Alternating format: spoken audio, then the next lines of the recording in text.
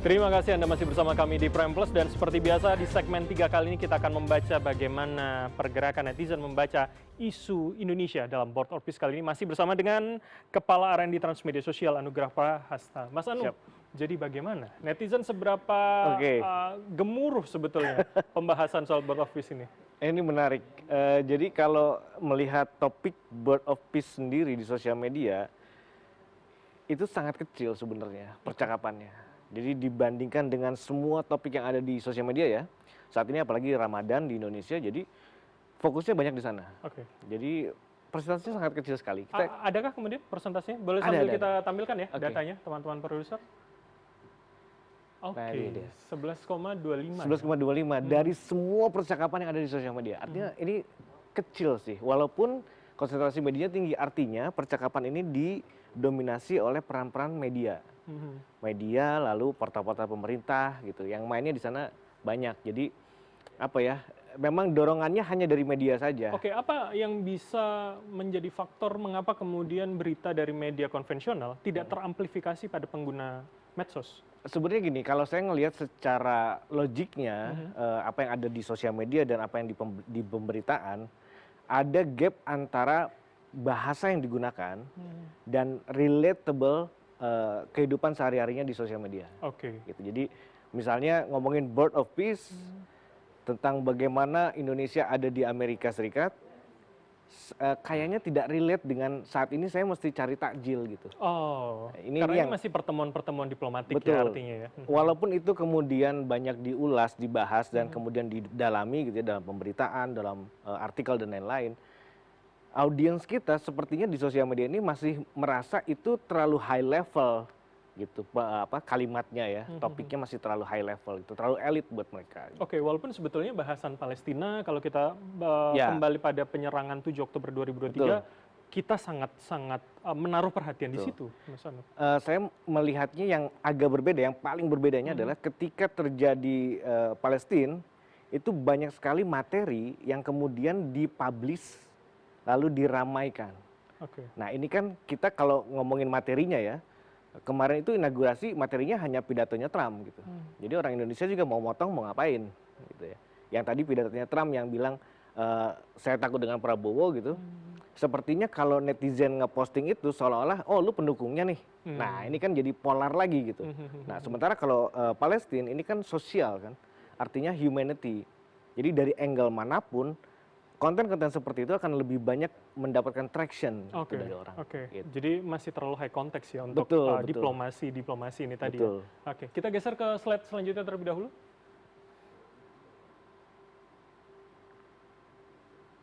Oke, nah ini kalau dibandingkan yang sebelah kiri, Board of Peace cuma 10%. Oke. Mudik gratis 2026 itu yang paling besar. Perhatian netizen Betul. ya. Oke. Gempa BMKG masih berjalan sampai sekarang gitu kan. Konsumerisme Ramadan, makanan, tajil dan lain-lain. Nah, klaster yang ramenya siapa sih?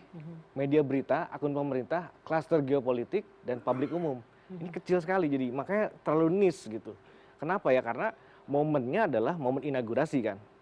Artinya kalau kita kembali ke pembicaraan tadi, pembicaraan ini tidak terekstrak nih di sosial media. Oke. Orang itu tidak kemudian terliterate dengan apa yang terjadi di balik dari si inaugurasi kemarin gitu. Oke, berarti logikanya ketika mungkin nanti sudah ada pergerakan di lapangan itu yang Betul. yang akan bisa menarik perhatian. Kayak misalnya gini, yang paling gampang ya, yang paling mudah, kalau kemudian ada misalnya menteri bicara sesuatu kalimat yang dirasa ini nggak mementingkan Indonesia nih, itu pasti rame. Oke. Jadi momentum-momentum itu yang ini agak-agak bahaya juga gitu ya. Salah kalimat sedikit rame nih pasti. Oke, itu PR untuk Mas Fuad mungkin ya kalau gitu. Oke, sebelum saya tanya tanggapannya, kita geser dulu slide-nya ke slide ketiga. Oke, apa yang bisa kita baca, Mas Anu? Nah, jadi dari 11% tadi, kemudian saya bagi. Kan kalau misalnya saya mau tanya, gimana sih cara ngukur Indonesia perannya di BOP gitu ya. Di sosial media nggak akan ada orang yang bilang, menurut saya Indonesia nggak akan ada gitu. Tapi kita bisa lihat dari tendensi topik yang mereka gunakan. Makanya saya gunakan 3 topik di sini sebenarnya. Yang pertama adalah BOP sebagai institusi. 70% itu di Twitter domainnya negatif. Oke, merah itu negatif ya? Betul, 70% ya. Lalu yang bangga akan Indonesia masuk ke BOP. 55% Instagram dan TikTok positif tone-nya. Lalu di BOP, benarkah kemudian bisa menghasilkan kemerdekaan terhadap Palestina? Mix 55%. Ada yang percaya, ada yang nggak percaya. Yang tadi Bang Al bilang, di sini nih ada dia itu bicara board of occupation, tidak ada roadmap kemerdekaan. Persis tadi yang dibicarakan. Artinya orang kemudian kalau BOP dengan kemerdekaan Palestina, mereka emang roadmapnya gimana? Nah itu ada tuh percakapan itu walaupun kecil. Pertanyaan itu ya. Betul. Oke, Mas, saya ingin dalami dulu. Skeptis artinya bernada negatif. Skeptis artinya tidak percaya. Oke, Terhadap 55% tidak percaya terhadap Betul. resolusi Palestina ya. Betul. Oke, tahan dulu di situ. Mas Fuad, saya minta komentar Anda. Jadi ya kekhawatiran itu tidak hanya pada forum ini, tapi ternyata masyarakat lewat media sosial juga tersuarakan, Mas. Iya, terima kasih Mas. Kita jadi tahu ini gambaran yang nggak cuma di forum ini. Kalau di forum ini kan Mas Al sama ini sangat khawatir. Tapi kalau dari melihat di sini, saya kira angka 55% bangga peran RI dan skeptis itu menunjukkan bahwa ada kebanggaan terhadap peran Indonesia. Oleh karena itu, kenapa misalkan KSP ketika diundang datang itu kan salah satunya juga untuk menjelaskan kenapa Indonesia bergabung di situ. Dan di situ kan ada angka 55%, ada skeptis, itu kan angkanya sama. Jadi masih ada ruang-ruang dialog, ruang-ruang diskusi, dan ruang-ruang ketika kita bisa menyampaikan kritik dan saran dan masukan. Dan itu juga dilakukan oleh Pak Presiden ketika banyak kritikan terhadap BOP itu sendiri. Pak Presiden kan mengundang dan berdiskusi dengan ormas-ormas Islam. Setelah itu besoknya lagi Pak Presiden juga berdiskusi dengan mantan Menlu, mantan Menteri Luar Negeri, pakar-pakar HI juga, itu kan dalam rangka untuk menyampaikan dan meminta masukan tentang bagaimana sebaiknya peran Indonesia Jadi kalau dalam BOP. skeptisnya dominan 55% tidak masalah, karena masih ada waktu untuk menjelaskan apa yang sebetulnya dilakukan dari visi Pak Presiden. Itu justru menunjukkan bahwa 55-50% itu menunjukkan bahwa masyarakat kita itu semakin lama semakin sadar media dan masyarakat juga mengikuti perkembangan internasional. Dan itu kita kan demokrasinya sekarang kan beda dengan dulu. Kalau dulu kan medianya cuma satu, sekarang kan medianya banyak. Dengan media yang banyak, masyarakat kan bisa mengambil dari berbagai macam seperti itu. Dan yang 70% itu kan menjadi catatan bagi kita bahwa ada skeptisisme terhadap BOP sebagai institusi. Tadi yang disampaikan Mas Al, disampaikan Profesor Hik, terima kasih Pak masukannya juga bahwa di situ memang ada kelemahan-kelemahan BOP sebagai institusi. Dan BOP sebagai institusi, tapi juga ada hal yang lain yang kita bisa masuk. Kalau Mas Umam ini kan juga tahu agama, tahu istilah Islam. Kalau dalam istilahnya usul fikih itu kan ada istilah ma la yutraku kulluh la yutraku kulluh. Apa yang tidak bisa kita ambil semuanya, jangan ditinggalkan semuanya. Terus dalam hal ini, kalau dalam literatur hubungan internasional, Indonesia sekarang itu kan bisa dikategorikan menerapkan prinsip active hedging seperti itu, bukan hanya passive hedging. Indonesia sebagai middle power berusaha untuk masuk ke pusaran dunia dan mau masuk dalam percaturan dunia. Jadi masih on the track ya artinya dengan apa yang kemudian dijelaskan. Prof, saya minta komentar Anda. Ya, yang saya lihat di sini ya, polarisasi ini negatif kritis BOP 70%. Tapi kok positif pendukung pada waktu kita bicara RI di BOP, ya, itu kok tinggi gitu ya. Artinya apa? Nggak kontradiktif nih seperti ini nih. Kita banyak masyarakat yang meragukan BOP, tapi ketika bicara RI di BOP kelihatannya mendukung. Gimana itu, Mas Anu? Kalau dari percakapan yang kita ekstrak, sebenarnya jadi mereka bangga itu karena RI disebut-sebut, RI kemudian dianggap sudah level high-nya di internasional, artinya diketahui oleh masyarakat internasional, di-acquire sama Amerika, disebut oleh Donald Trump. Nah itu masuk ke sana tuh. Jadi Indonesia masuk ke sana, dianggap oke, setidaknya kita sekarang ada peran di kelompok internasional. Nah itu kalimatnya tuh, Prof. Jadi nggak necessary kemudian bilang bagus nih Indonesia masuk ke sana. Tapi lebih karena Indonesia masuk ke sana, Indonesia kemudian dikenal. Nah ini orang senang di sini, gitu. Euforia di sana. Walaupun bisa masuknya itu dalam konteks yang lebih positif, tapi bisa juga yang negatif juga dibaca gitu kan? Betul. Karena kan sebenarnya euforia karena Indonesianya terangkat. Itu yang extract wordnya sebenarnya banyaknya ke sana. Oke, jadi expression-nya. menurut Anda, Prof. Harus lebih banyak yang dijelaskan oleh pemerintah untuk kemudian menjawab skeptisisme yang Iya. tinggi ini tadi? Yang pasti iya. Dan saya berharap tanpa mengurangi rasa hormat saya sama Mas Fuad ya dari KSP, ini teman-teman Kemlu kemana? Bukankah teman-teman Kemlu yang seharusnya lebih aktif untuk hadir di sini, di dalam ruang-ruang publik? Sekarang yang hadir ini sekarang Mas Fuad, KSP, sangat aktif. Mas Sadam juga dari KSP. Sekarang Ibu Menteri Komdiji, sekarang mulai bicara. Tapi saya nggak pernah dengar dari teman-teman Kemlu.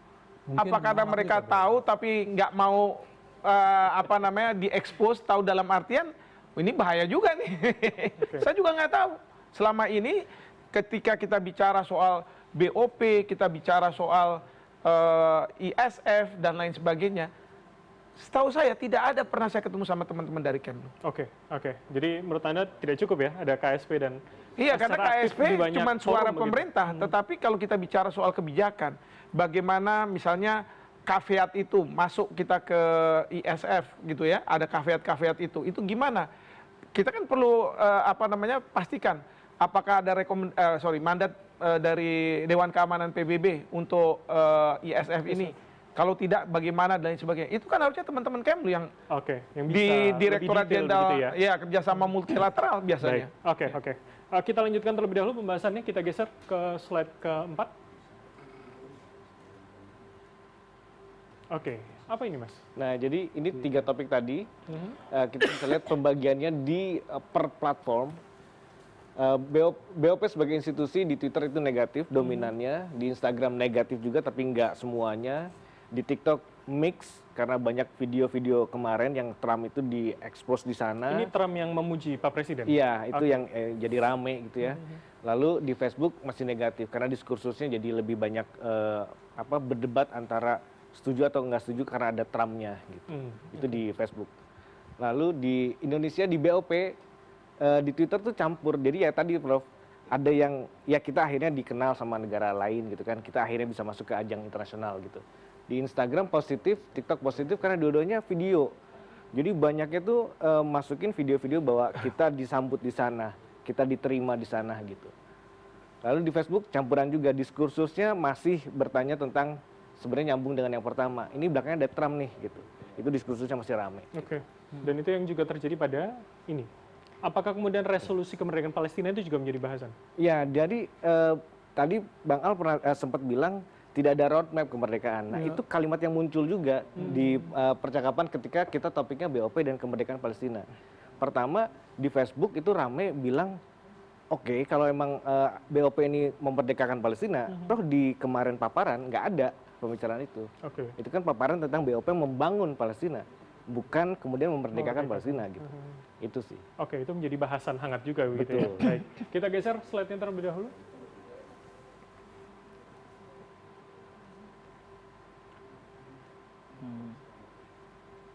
Oke, tanpa roadmap pun ada di posisi kedua ya? Iya, ada.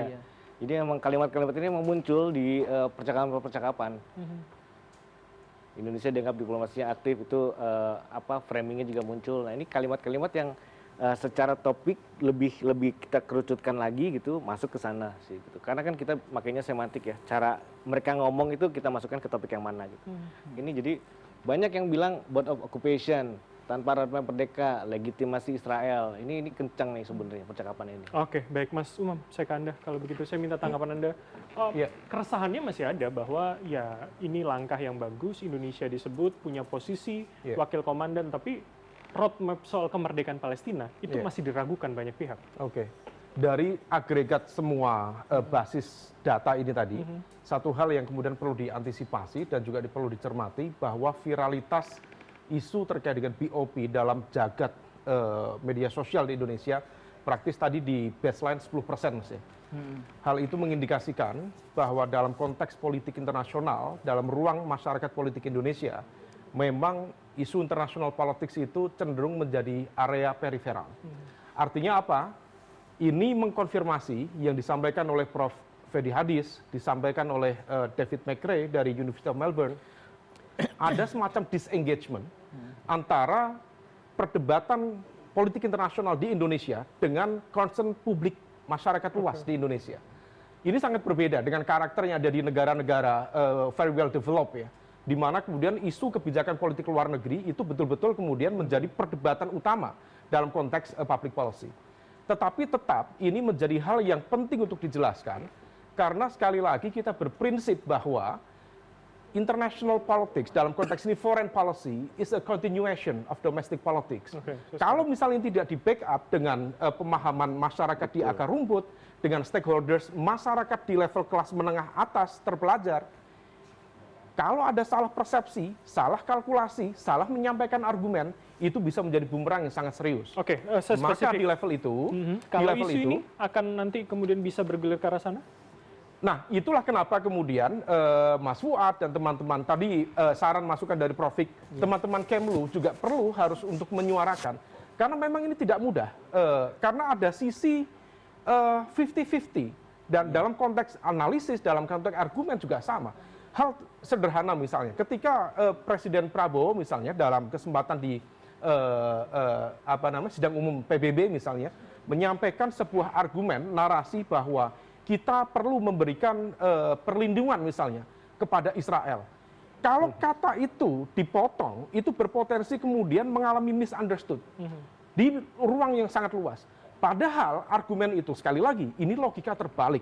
Mafhum mukhalafah. Kalau kita percaya pada konsep two-state solution, untuk kita memperjuangkan Palestina yang merdeka, maka ada konsekuensi berdasarkan konsep Abraham Accord tadi itu, supaya kita juga memberikan acknowledgement terhadap sovereignty Israel. Nah, ini yang kemudian ada ranah sensitif yang barangkali sekarang belum begitu kentara, tetapi nanti menjelang tahun politik misalnya, di 2029 ini berpotensi digoreng habis oleh kekuatan politik manapun, supaya kemudian poinnya mungkin bukan soal kebijakannya, tetapi kemudian menghadirkan turbulensi, menghadirkan dampak elektoral dan lain sebagainya. Maka terlepas dari kalkulasi politik itu, sekali lagi, ini bagian dari transparansi dan akuntabilitas, dan penting bagi kita di pemerintahan untuk menjelaskan ini secara publik, supaya kemudian misunderstanding itu bisa kita minimalisir.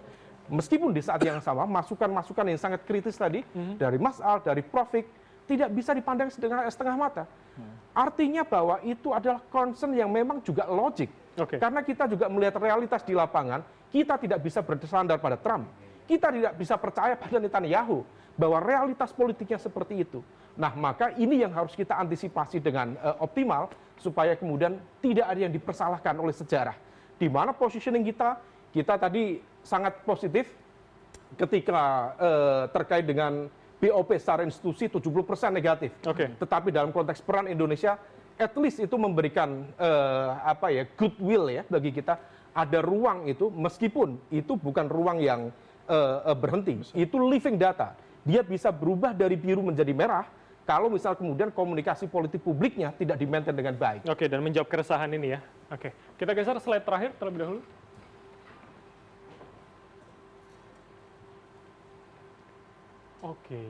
Apa ini Mas? Nah, ini jadi untuk semua percakapan yang termasuk dalam topik BOP, skeptis terhadap institusi, mereka itu topiknya banyak dikritik.